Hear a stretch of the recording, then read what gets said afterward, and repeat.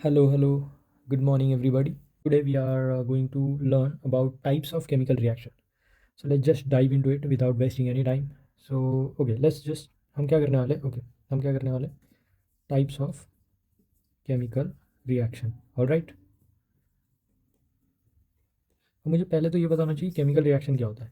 So basically chemical reaction in simple words, chemical reaction is just rearrangement of atoms. Rearrangement of atoms. So basically क्या होता है इसमें कि मतलब एक reactant है, ठीक है, ये भी एक केमिकल है, मतलब एक कंपाउंड है ना, एलिमेंट से मिलके बना हुआ है। अब इसमें जो जितने भी एलिमेंट्स हैं ए बी सी, ठीक है, इसमें बॉन्ड्स है, ये बॉन्ड्स ब्रेक होते हैं, ठीक है, एलिमेंट्स जो है रीअरेंज होते हैं और एक नया अरेंजमेंट बनता है, ए सी बी बन गया समझो। ऑल राइट, तो ये जो नया अरेंजमेंट है इसको हम प्रोडक्ट बोलते हैं। इन अ नट शेल अगर मैं बोलूँ तो एक केमिकल रिएक्शन का मतलब ये है। नाउ एक इंपॉर्टेंट चीज़ जिसमें से क्वेश्चन नहीं आते ज़्यादा, लेकिन अगर आपको वो पता रहेगा तो आप डेफिनेशन अगर पूछा एग्जाम में तो फुल मार्क्स ले सकते हो आप। सो बेसिकली अगर पूछा कि केमिकल रिएक्शन क्या है, तो chemical reaction is just rearrangement of atoms in reactant to form a product which is associated with four characteristics. What are the four characteristics? There will be either change in state. Change in state का मतलब क्या है? State of matter की मतलब reactant समझो solid था और जो प्रोडक्ट है वो लिक्विड बन गया, ठीक है, या सॉलिड था और प्रोडक्ट जो है वो गैसेस बन गया, या गैसेस से सॉलिड बन गया, there is change of state basically. तो एक ये हो सकता है, या तो हो सकता है चेंज इन कलर, कि मतलब जो रिएक्टेंट था वो समझो ब्लू कलर का था और जो प्रोडक्ट बन गया वो येलो हो गया, जस्ट सेइंग। तो there is change in colour, there is change in state, और there is change in colour, और there is evolution of gas, कि मतलब कोई ऐसा चेंज हुआ जिस which was associated with evolution of gas, कि मतलब उसमें गैस प्रोड्यूस हो रहा था, evolution of gas. All right, और there is change in temperature. So what is chemical reaction? Chemical reaction is just rearrangement of atoms in reactant to form a product which is associated, like this change is associated with either change in state, change in color, evolution of gas, और change in temperature. So basically इसमें से कोई एक भी हो सकता है, ये सारे के सारे हो सकते हैं, बट ये रहेंगे, तो हम उसको ऐसे चेंज को केमिकल रिएक्शन बोलते हैं. Alright, now types of chemical reaction. So हमारे सिलेबस में there are mainly four types of chemical reaction. So one is combination reaction, one is decomposition reaction, one is displacement reaction, and the fourth one is double displacement reaction. Now we are going to learn each one by one. All right. So हम start करेंगे हमारे प्यारे combination reaction से. So combination reaction in a nutshell, अगर मैं combination reaction को define करूँ तो इट इज़ जस्ट कि मतलब मल्टीपल रिएक्टेंट्स है, ठीक है, there is more than one reactant, there can be any number of reactants. All right, but हमारे सिलेबस में सिंपल रिएक्शंस है, या तो दो रिएक्टेंट रहते हैं या तो तीन रिएक्टेंट रहते हैं, and there is the production of single product, that is production of single product. ठीक है, तो ऐसा चेंज जहाँ पे मोर देन वन रिएक्टेंट मिलके एक सिंगल प्रोडक्ट बनाता है उसको हम कॉम्बिनेशन रिएक्शन बोलते हैं. Let's jump to very classic example. Okay, so जो पहला एग्जाम्पल मैं लूँगा वो है कैल्शियम ऑक्साइड. ठीक है, कैल्शियम ऑक्साइड जब वाटर के साथ रिएक्ट करता है तो बनाता है कैल्शियम हाइड्रोक्साइड एंड हीट. ठीक है, कैल्शियम ऑक्साइड, इसको कैल्शियम ऑक्साइड को क्विकलाइम भी बोला जाता है, ये इंपॉर्टेंट है, ये याद रखना है अपने को, ये एमसीक्यू में पूछा जा सकता है. एंड कैल्शियम हाइड्रोक्साइड को स्लेट लाइम बोला जाता है. सो यहाँ पर दिख रहा है हमें ये एक प्रोडक्ट, एक रिएक्टेंट है, ये एक रिएक्टेंट है and is making a single product, तो this is a combination reaction. Now I want you to pay attention here, heat. So basically जब कैल्शियम ऑक्साइड और वाटर रिएक्ट करते हैं ना तो एक प्रोडक्ट बनता है स्लेट लाइम या calcium hydroxide, and there is the production of heat. इसका मतलब है कि अगर मैं एक बीकर में कैल्शियम ऑक्साइड रखूँ और उसमें वाटर डालूँ तो रिएक्शन होगा और प्रोडक्ट बनेगा कैल्शियम हाइड्रोक्साइड. ऑलराइट, और फिर जब मैं इस बीकर को टच करूँगा ना बाहर से तो मुझे हीट वार्म फील होगा. क्यों? क्योंकि ये एक ऐसा रिएक्शन है जिसमें हीट प्रोड्यूस हो रहा है, प्रोडक्ट साइड में हीट है. ठीक है। नाउ ऐसे रिएक्शंस जिसमें हीट प्रोड्यूस होता है, ठीक है, या on the basis of production और नॉट प्रोडक्शन ऑफ हीट या एब्जॉर्प्शन ऑफ हीट, दो तरह के रिएक्शंस होते हैं, ठीक है। So there are two types of reactions based on heat produce हो रहा है या नहीं।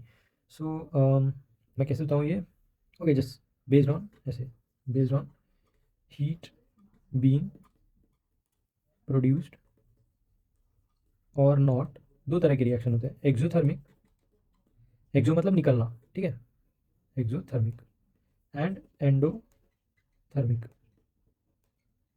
अब ये thermic it is from thermal, तो थर्मल मतलब हीट होता है, तो एक्सो मतलब हीट निकलना, एंडो मतलब हीट एब्जॉर्ब होना, तो दो तरह के रिएक्शन होते हैं on the basis of heat. तो ये वाला जो रिएक्शन है it is an exothermic reaction.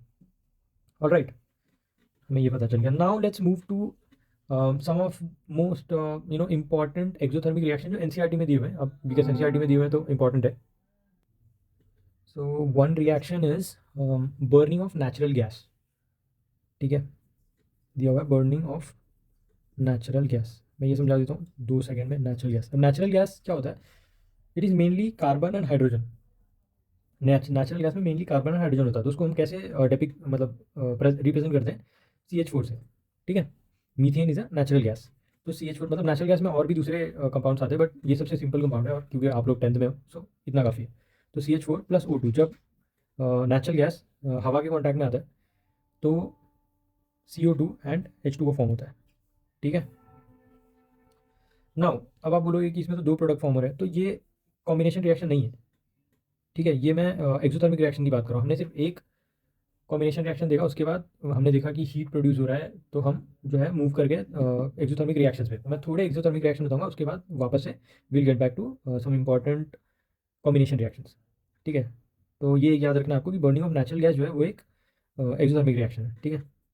Now another example is respiration, बहुत ही इंपॉर्टेंट है, ये समझो, ठीक है। रेस्पिरेशन का मतलब क्या है, मैं अगर सिंपल वर्ड्स में बोलूँ तो हम खाना खाते हैं, और राइट, खाने में क्या खाते हैं, कुछ भी, मतलब प्रोटीन खाते हैं, कार्बोहाइड्रेट्स खाते हैं, फैट्स खाते हैं, ठीक है, ऑल टाइप्स ऑफ मैक्रोन्यूट्रिएंट्स हम खाते हैं। लेकिन इसमें सबसे जो हमारे ह्यूमन बॉडी में सबसे इंपॉर्टेंट सोर्स ऑफ एनर्जी जो होता है वो है glucose, which comes from carbohydrates. तो हमने कार्बोहाइड्रेट खाया, वो डाइजेस्टिव सिस्टम में गया, और डाइजेस्टिव सिस्टम ने उसको रिड्यूस कर दिया ग्लूकोज पे, ठीक है, ग्लूकोज। अब ये ग्लूकोज हर सेल में चला जाता है, ठीक है, डाइजेस्टिव सिस्टम से एब्जॉर्ब होकर हर सेल में चला जाता है, इसको एसिमिलेशन या एब्जॉर्प्शन बोलते हैं, बाद में एसिमिलेशन होता है, ठीक है। तो डाइजेस्टिव सिस्टम से एब्जॉर्ब हो गया, और फिर उसके बाद हमने सांस पी लिया, तो सांस से ऑक्सीजन बॉडी में गया, और वो ऑक्सीजन भी हर एक सेल में चला जाता है, और सेल में अब ग्लूकोज भी है, ठीक है, ये एक सेल है समझो। अब ये सेल में ग्लूकोज भी है, ऑक्सीजन भी है, ठीक है, प्रोडक्ट बनता है CO2 प्लस H2O, ठीक है, plus heat.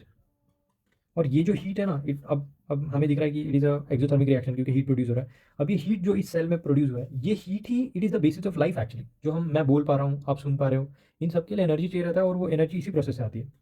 So it is important for us to understand this, and this is an important exothermic reaction. Let's move to next example. Another important example is of exothermic reaction is decomposition, ठीक है, decomposition of vegetables। अब ये मैं इसको simply अगर मैं बताऊं तो, अगर एक थैला है, ठीक है, इस थैले में अगर आप वेजिटेबल्स रख दो, ठीक है, क्या बना रहा हूँ मैं, ठीक है, अगर ये एक थैला है, इसमें आप वेजिटेबल्स रख दो कुछ दिनों के लिए घर में, ठीक है। अब जब ये स्मेल आने लग जाएगी ना, जब माइक्रो ऑर्गेनिज्म इस पे चढ़ेंगे और इसको डिकम्पोज कर देंगे, और जब इसमें से स्मेल आने लग जाएगी, उस टाइम पे अगर आप इस थैली को छुओगे ना, वार्म फील होगा। क्यों? क्योंकि decomposition of vegetables to form compost is a exothermic reaction. इसका कोई केमिकल रिएक्शन नहीं दिया है, बट ये हमें पता होना चाहिए, ये एक्सोथर्मिक रिएक्शन है, ठीक है। तो हमने बेसिकली कहाँ से स्टार्ट किया था कि हम केमिकल रिएक्शन क्या होता है, और फिर हमने एक एग्जांपल देखा कॉम्बिनेशन रिएक्शन का, जो कि एक एक्सोथर्मिक रिएक्शन था, और हम वहाँ से आगे इंपॉर्टेंट एक्सोथर्मिक रिएक्शन जो हमारी किताब में दिया हुआ है एनसीईआरटी में, and it is important for us to know that, ठीक है। अब let's get back to some other examples of combination reactions, ठीक है। तो जो हमने पहला रिएक्शन देखा था, it was calcium oxide plus water which forms calcium hydroxide. And also मैंने बताया था कि यहाँ पे इंपॉर्टेंट है कि आप ये दो नाम याद रखो, कि इसको कैल्शियम हाइड्रोक्साइड को स्लेक्ट लाइम बोला जाता है, और कैल्शियम ऑक्साइड को क्विक लाइम बोला जाता है, ठीक है, ये एमसीक्यू में पूछ सकते हैं, क्विक लाइन और स्लेक लाइन। ऑलराइट, तो ये एक एग्जांपल है। And then let's move to another example. दूसरा एग्जांपल है बर्निंग ऑफ कोल। ठीक है, यहाँ पे समझने का क्या है, बर्निंग ऑफ कोल हमें पता होना चाहिए कि कोल इज मेनली कार्बन। ठीक है, मेनली कार्बन। तो जब बर्निंग का क्या मतलब है कि जब कार्बन को हम हीट करते हैं इन प्रेजेंस ऑफ ऑक्सीजन, तो CO2 बनता है और हीट प्रोड्यूस होता है। ये भी एक एक्सोथर्मिक रिएक्शन है। ठीक है, तो CO2 प्रोड्यूस होता है एंड हीट प्रोड्यूस होता है। Now as we can see, यहाँ पे सिंगल प्रोडक्ट है, तो ये एक कॉम्बिनेशन रिएक्शन है। ठीक है, अब इससे रिलेटेड दो बातें हमें याद होनी चाहिए कि ये CO2 हमेशा प्रोड्यूस नहीं होता। ठीक है, मैं आपको विजुअलाइज ही करा देता हूँ।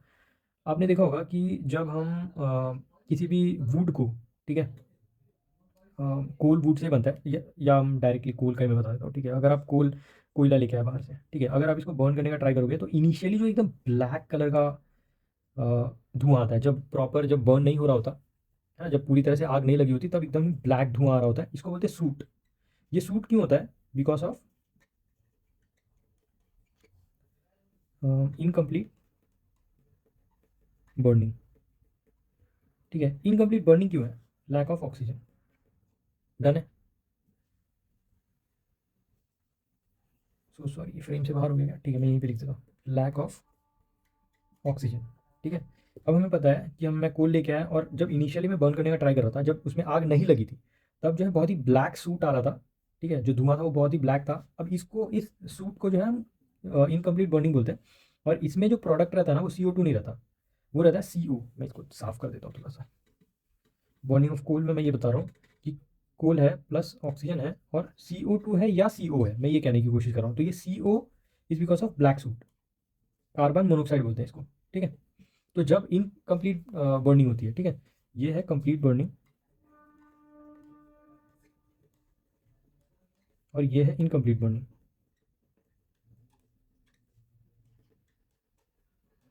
ठीक है, इनकम्प्लीट बर्निंग क्यों होती है? जब एडिक्वेट ऑक्सीजन होगा, मतलब जब बहुत सारा ऑक्सीजन है। और इनकम्प्लीट बर्निंग कब होती है? जब लैक ऑफ ऑक्सीजन है।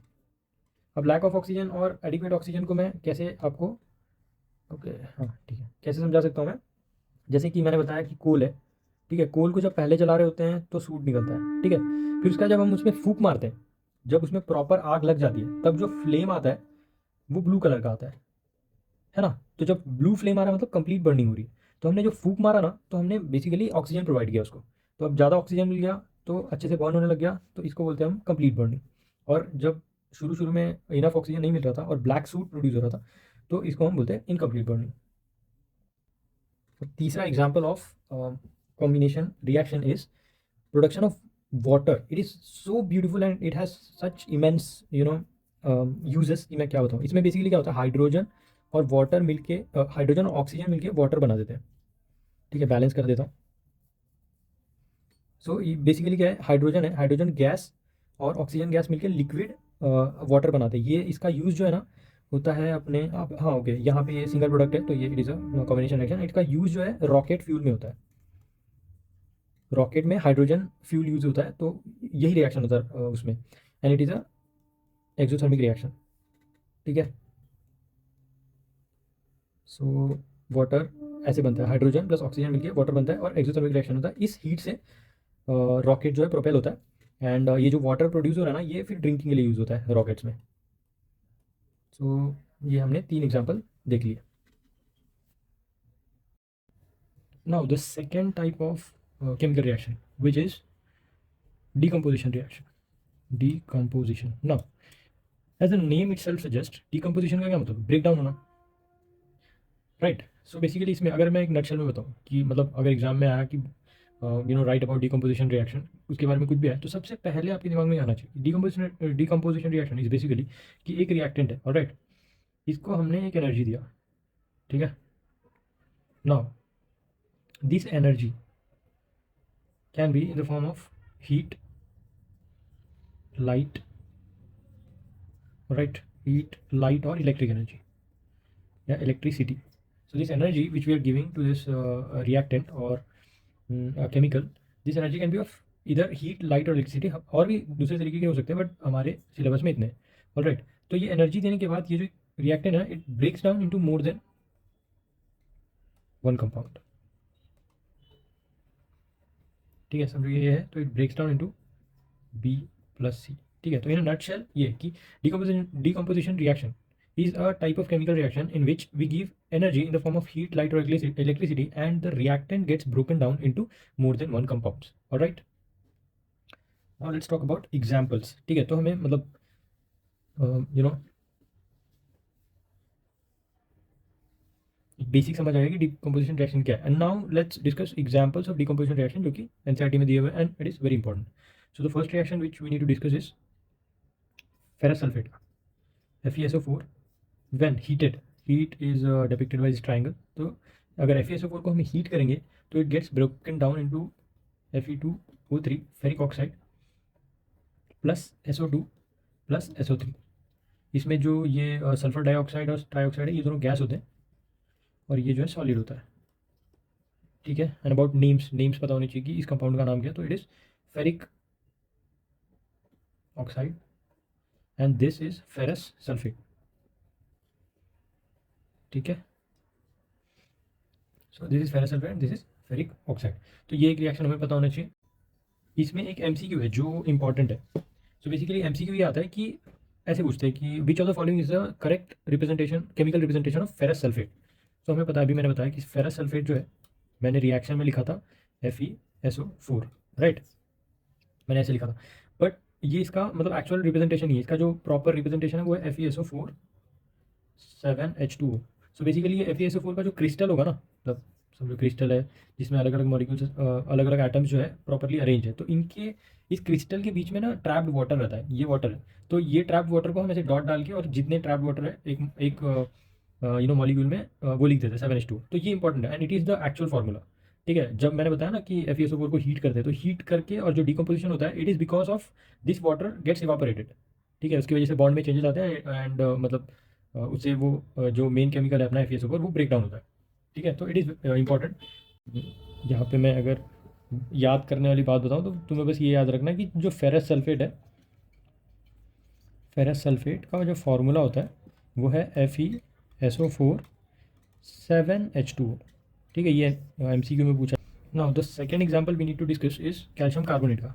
सो बेसिकली जब calcium carbonate which is represented by CaCO3 is heated, तो it gets decompose into calcium oxide plus CO2। Now here we need to know that CO2 जो है वो गैस में होता है। ठीक है, it goes out, carbon dioxide जो है गैस में प्रोड्यूस होता है। और हमें यहाँ पे इस एग्जाम्पल में ये पता होना चाहिए कि कैल्शियम ऑक्साइड का नाम है quick lime. The common name of calcium oxide is quick lime. और यहाँ पे दो इंपॉर्टेंट चीज़ें इसके यूजेस, कि ये जो है यूज़ होता है मैन्युफैक्चर ऑफ सीमेंट में, मैन्युफैक्चरिंग सीमेंट, ये एक यूज़ है इसका। दूसरा यूज़ है वाइट वॉशिंग वॉल्स। ठीक है, सो ये 1 मार्क या 2 मार्क या MCQ में पूछा जा सकता है। सो क्या पता होना चाहिए, कैल्शियम ऑक्साइड को क्विक लाइम बोलते हैं, इसके 2 यूजेस है। यहीं पे मैं और एक चीज़ मेंशन कर देता हूँ जो जिसका MCQ बन सकता है। एक स्लेक्ड लाइम करके कंपाउंड होता है जिसका नाम है, जिसका केमिकल रिप्रेजेंटेशन है कैल्शियम हाइड्रोक्साइड। बस ये स्लेक्ड लाइम और क्विक लाइम पता होना चाहिए। पिछले वीडियो में इसके बारे में बताया मैंने, but I thought I just mention it. Now the third example that needs to be discussed is silver nitrate का। ठीक है, PbNO3 twice if heated gives PbO silver oxide plus nitrogen dioxide plus oxygen. इसमें ये दोनों gases होते हैं। ठीक है, नाउ इसमें इस रिएक्शन से रिलेटेड जो इंपॉर्टेंट इन्फॉर्मेशन है which you need to know, so वो इन्फॉर्मेशन ये है कि ये जो है NCERT में एक एक्सपेरिमेंट के जैसे दिया हुआ है। ठीक है, तो इसमें बेसिकली बोला हुआ है कि एक टेस्ट ट्यूब लिया, उसमें मैंने बहुत सारा सिल्वर नाइट्रेट डाला। ठीक है, सिल्वर नाइट्रेट डाला और इधर से हीट किया। ठीक है, sorry for my diagram. So basically ये फायर है, तो मैंने हीट किया। अब हमें पता है, मैंने ये रिएक्शन से बता दिया कि अगर हम PbNO3 को मतलब सिल्वर नाइट्रेट को अगर हीट करेंगे तो it gets broken down into PbONO2O2। ठीक है, सो इसमें क्वेश्चन ये पूछा जा सकता है कि अगर मैंने हीट किया तो अब इस यू नो इस टेस्ट ट्यूब में क्या है, like what are the chemicals in this test tube. And given है कि ये जो मतलब बर्निंग है, इससे ये पूरा कंप्लीट केमिकल रिएक्शन हो रहा है। ठीक है, मतलब ये जितने थे ये पूरा 100% डिकम्पोज हो रहा है। तो ऐसे में हमें इजीली बता सकते हैं कि इसमें PbO होगा, राइट। तो PbO होगा। ना तुम बोलोगे NO2 और O2 भी तो होगा, बट ये गैसेज है, ये निकल जाएंगे, तो ये टेस्ट ट्यूब में नहीं रहेगा NO2 और O2। ठीक है, PbO रहेगा, सिल्वर ऑक्साइड। सो या PbO रहेगा। तो ये एक क्वेश्चन हो सकता है कंटेंट का कि अंदर क्या है, ठीक है, ये क्वेश्चन। दूसरा क्वेश्चन हो सकता है, ठीक है, उसके लिए मुझे इसको थोड़ा सा रब करना पड़ेगा। या सो सेकेंड क्वेश्चन पूछा जा सकता है कि अगर ये टेस्ट ट्यूब है, ठीक है, अगर मैं इस टेस्ट ट्यूब के ऊपर मतलब इसके मुंह के पास अगर मैं एक जलता हुआ ये लेके आऊँ, एक मैच स्टिक लेके आऊँ, ठीक है, तो है ना एकदम ऐसे ब्लो होगा, मतलब बहुत सारी आग एक सेकंड के लिए बहुत सारी आग आएगी और फिर बुझ जाएगी। तो ये आग क्यों आ रही है, why this fire? Answer is because of oxygen. We know oxygen burns, ठीक है, बिकॉज ऑफ ऑक्सीजन, क्योंकि इस रिएक्शन में ऑक्सीजन प्रोड्यूस हो रहा था, तो थोड़ा सा मतलब फायर लाने की वजह से उस ऑक्सीजन में आग लगी। सो यार दो चीज़ें, एक तो कंटेंट पूछा जा सकता है। Okay, let's move to next example. Next example है इलेक्ट्रोलिसिस ऑफ वाटर, ठीक है। इलेक्ट्रोलिसिस ऑफ वाटर बहुत ही क्रेजी है, मेरे को तो बहुत पसंद है, बहुत ही सिंपल और मतलब इसके एप्लीकेशन बहुत वाइड है। सो बेसिकली ये भी एक इसके जैसे दिया हुआ है एक्सपेरिमेंट के जैसे कि एक बीकर है, उसमें इलेक्ट्रोड्स हैं और वाटर है, फिर उसमें H2SO4 डाला, इतना जानने की ज़रूरत नहीं है।